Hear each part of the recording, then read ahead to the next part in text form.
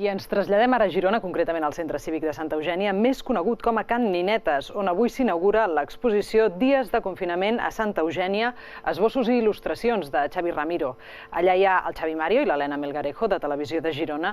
Helena, molt bona tarda. Ja està tot a punt per aquesta inauguració. Doncs sí, com ja veieu, a pocs minuts perquè comenci la inauguració d'aquesta exposició ja està tot a punt.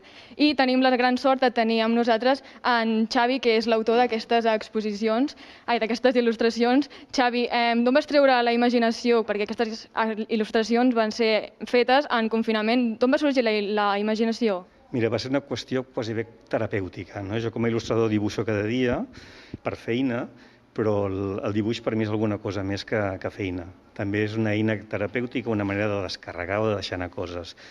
Aleshores, tot aquest tema del confinament a mi em va anar molt bé també en aquest sentit, per poder anar dibuixant i per poder anar expressant tot allò que jo sentia en aquell moment, tant coses positives com de negatives.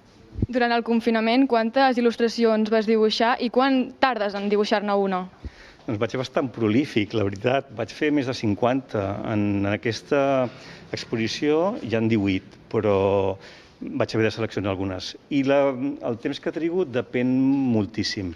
N'hi ha algunes que surten de manera molt ràpida, i més en aquest cas, que és obra personal, fetes a tota velocitat, sense esperar que estiguin molt bé, simplement buscant expressar el màxim possible, i d'altres t'hi entretens més, perquè no acabes de trobar el fil, no acaba de sortir allò que vols dibuixar, que vols expressar, però d'alguna manera segueixes insistint. No pots evitar insistir fins que trobes el punt.